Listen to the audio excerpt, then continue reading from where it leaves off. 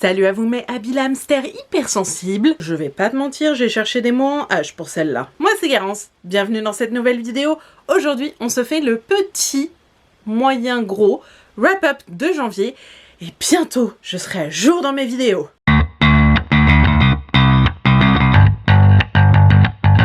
Alors on commence super bien avec Cadavrexki de Oxenserika. Oui, je ne sais toujours pas prononcer son nom. En même temps, la meuf, elle vient d'Argentine. Je fais ce que je peux, moi. Bon, premier livre de l'année et on va pas y aller par 4 chemins. Car avec les mains. Je te mens pas, Micheline, ce livre est un véritable coup de cœur et je ne m'en remets pas. J'ai du mal à faire un résumé parce que je pense que c'est le genre de livre dans lequel il faut se plonger sans rien savoir. C'est ridicule. Je te dis l'essentiel, c'est du cannibalisme. Car avec les mains. En réalité, c'est bien plus que ça. Je dirais que c'est plus un livre philosophique qu'un livre gore. Oui, il y a des passages choquants, mais c'est clairement une intention de l'auteur. C'est du tout ça que je dois dire. Les scènes dites gore ont toujours une raison d'être. C'est pas du sang pour du sang. C'est une nécessité. L'auteur veut nous faire réfléchir. C'est avant tout une dystopie qui est intelligente et dérangeante. Déjà, on ne peut pas s'empêcher de se mettre à la place du personnage principal. J'ai voulu je sais pas quoi pour lui, j'ai espéré pour lui, j'ai voulu l'accompagner, j'ai voulu me battre pour lui. Je me suis complètement laissée embarquer par le style de l'auteur. C'est une écriture parfaite sous tous les angles. Elle est poignante, elle est détonnante, elle est forte, et elle nous marque au fer rouge. En gros, et pour ne rien exagérer, fuck 1984. C'est ça le vrai chef-d'œuvre. Mais je t'en supplie, lis ce livre qui va te retourner le cerveau. 5 étoiles, juste parce que je peux pas en mettre 1000. On continue avec Zombie Ball de Paolo Bacchini. Cours d'italien, frère. En gros, c'est l'histoire de 4 gamins qui se retrouvent près d'un abattoir. On part sur un truc qui pue du cul. Et là, paf!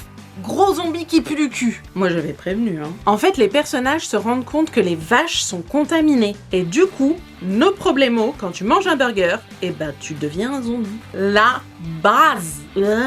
J'ai été agréablement surprise par ce roman. Je m'attendais à un livre léger et drôle avec des zombies. Parce que oui, les zombies, c'est drôle. Par moments, c'était le cas. Mais c'était aussi un livre très fort sur le racisme. Et j'ai aimé cet équilibre entre le drôle et la réflexion. L'auteur nous frappe de plein fouet sur le thème de l'immigration. Super intéressant. Et c'est un sujet super intéressant pour des pré-ados. Notre société. Je pense qu'il fait découvrir un sujet de société important à notre époque. L'autre...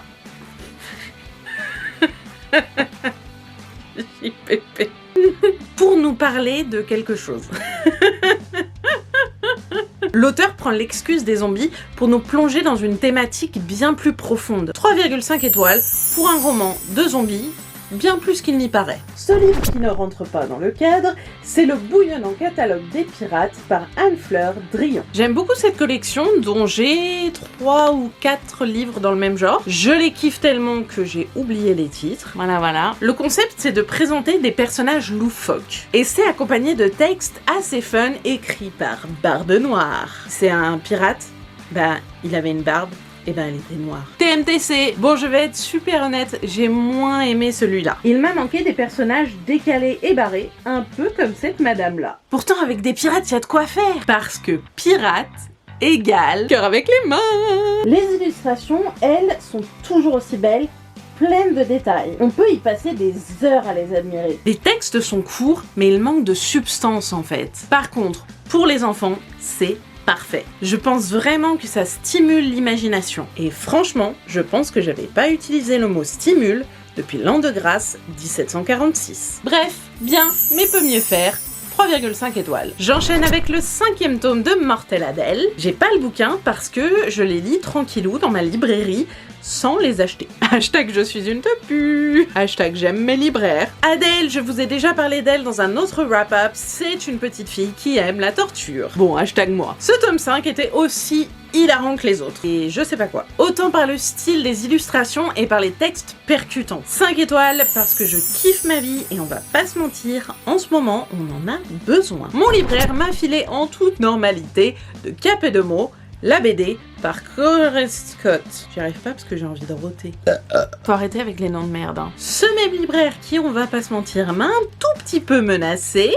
À la fois #peur et cœur avec les mains. C'était une belle surprise, comme quoi j'ai bien choisi ma librairie. Genre le mec, mon libraire si tu suis bien, arrive comme une furie et m'oblige à le lire. Et je suis pas déçue. C'est l'histoire d'une meuf dont j'ai oublié le prénom, qui décide d'être une des servantes de la reine, qui est une grosse pétasse. Mais restons polis, et elle est pas très douée pour ce job parce qu'elle est vachement trop intelligente.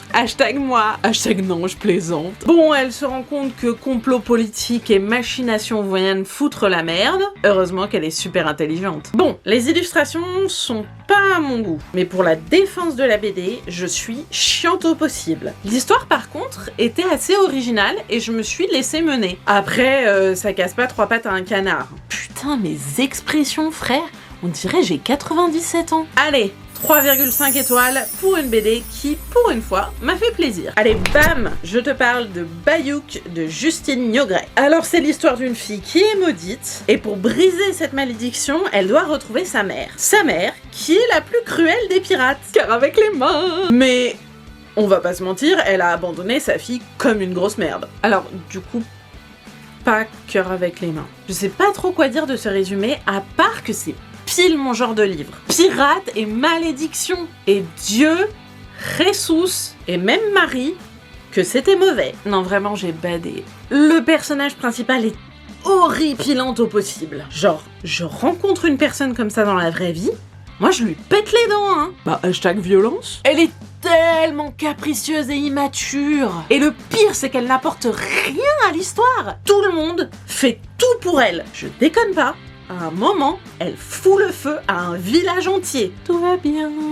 Elle évolue pas, elle grandit pas, elle sauve même pas l'intrigue. Intrigue qui n'avance que par coup de chance au passage. Et alors là, je vais me vénère.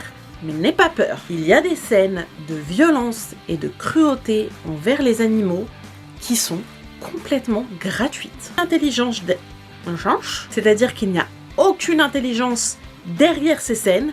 Et il n'y a pas de message. C'est un roman qui m'a frustrée, énervée et déçue. Je mets 0,5 étoiles par pitié et parce que l'écriture était pas non plus dégueulasse. Ensuite, je vous parle d'un roman que j'attendais beaucoup, The Lady Rogue par Jen Bennett. Il va falloir que je sois honnête, et moi, je déteste la vérité. Je déconne, hein. Je suis un peu déçue. Alors, c'est l'histoire d'une meuf que je me souviens jamais des prénoms, dont le père est chasseur de trésors. Cœur avec les mains. Mais bon, en vrai, dans la réalité, c'est un sacré connard. Et son apprenti revient d'une expédition sans lui, et du coup, il va chercher la meuf. Ça tombe bien parce qu'ils étaient des lovers. Ça commençait très bien en termes d'ambiance historique. Et la première scène entre les lovers était vachement cool. Et je sais pas quoi. Ça promettait d'être un livre drôle et plein d'action. Et d'une manière, ça l'était. C'est typiquement un scénario à la Indiana Jones. Mais pour une raison inconnue, ça ne marche pas. C'est bien écrit, hein, j'adore le style de Jen Bennett. Il y a des énigmes et un fond qui est assez original. Les personnages sont relativement bien construits, quoique un petit peu introspectifs, mais le rythme est complètement bancal. Il est à la fois parfois trop lent et parfois beaucoup trop rapide. En fait, je dirais que ce livre n'est pas un livre. C'est un très bon scénario de film. Bon, je vous spoil un peu, mais la confrontation finale avec le méchant tombe complètement à plat. C'était très anticlimatique et la résolution du livre était trop facile et trop rapide. 3 étoiles parce que je ne suis qu'amour pour cet auteur. Je me suis refait un livre de Louisa Reed avec Activiste. C'est un autre roman en vers libre et TMTC ce que j'en pense. Je vous ai déjà fait le résumé 1000 fois, mais tu connais le dicton chinois. Allez, 1001 fois. Une meuf poste anonymement une lettre qui explique qu'elle a été violée. #ambiance. Sauf que le lycée, ils s'en battent les couilles en fait. Alors que le personnage principal, qui elle a des couilles, décide de combattre toute cette merde. #badass. J'ai rien compris aux 40 premières pages. Donc apparemment je suis une grosse conne. #syndrome vers libre. J'ai rien compris à l'imagerie, je savais pas qui étaient les personnages. C'était confus pour le bien-être d'être poétique. Mais alors gros guillemets sur poétique. Et la suite, La suite, putain. Elle m'a juste collé une grosse baffe dans la gueule. Aïe. D'abord, je me suis beaucoup identifiée au personnage principal. Sa force, sa voix, sa rage m'ont parlé. Je vais y arriver. Elle n'abandonne pas, même quand elle doute. En fait, elle est humaine. L'écriture était beaucoup plus percutante et plus compréhensible qu'au début. Je continue de penser que les vers libres desservent l'histoire. Si au moins ça rimait. #racisme de la poésie. La structure prend une telle ampleur et les enjeux sont si grands que j'ai pas pu m'arrêter. #le sommeil, ça sert à rien. Les personnages secondaires, par contre, sont un peu des fantômes. Et c'est bien dommage parce que je pense qu'ils auraient eu beaucoup à dire. 4 étoiles pour un roman qui mérite d'être lu. Enfin, j'ai lu Are You There, God? It's Me, Margaret de Judy Blume. Non mais il faut que je mange en fait. Je me suis pris un Twix. Il n'y a pas de T à la fin, c'est Twix.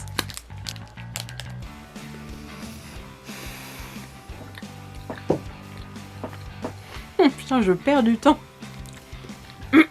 Ok, je commence par le résumé avant de le détruire. En gros, c'est Margaret. Et cette fois, je me souviens de son prénom parce que c'est dans le titre. #trop fière. Elle vient de déménager et elle essaye de se faire des amis. Bref, elle a des parents athées, mais elle parle avec Dieu dans sa tête. Tout va bien.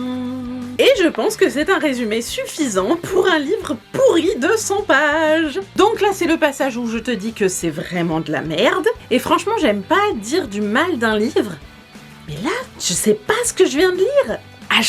#what the fuck. En vrai, je suis super déçue parce que c'est un livre culte. Il est considéré comme la bible de la littérature jeunesse. Du coup, j'étais persuadée que j'allais aimer. #que nenni. Ça m'a fait penser à Kate DiCamillo, mon amoureuse, mais en mauvais quoi. Déjà, l'écriture est à peine passable. Si ce livre arrive à être publié et adulé, moi, bientôt prix Nobel de la paix, hein. Bon, soyons constructifs. Margaret est niaise au possible. Tout ce qu'elle veut, c'est avoir des seins et porter un soutien-gorge. Genre, même moi, j'ai pas envie de porter un soutien-gorge. D'ailleurs, là, j'en porte pas, hein. Ah oui, et puis aussi, elle veut savoir de quelle religion elle fait partie. Mais surtout, elle veut avoir ses règles. Non mais #what the fuck. Pourquoi, dans un roman pour pré-ado, on fait croire, et je cite, que les règles, ça fait pas mal. Alors, je sais pas vous, mais moi, j'étais pas pressée de saigner du vagin, hein. Et je suis jamais impatiente de rester au lit tellement j'ai mal. Et le pire, tu vas même pas t'attendre à ça, et je vais te spoiler la gueule, mais j'en ai rien à foutre. Le livre se termine comme ça. La vérité de moi. La dernière page, c'est « Youpi, j'ai mes règles !» Fin. Donc, on résume.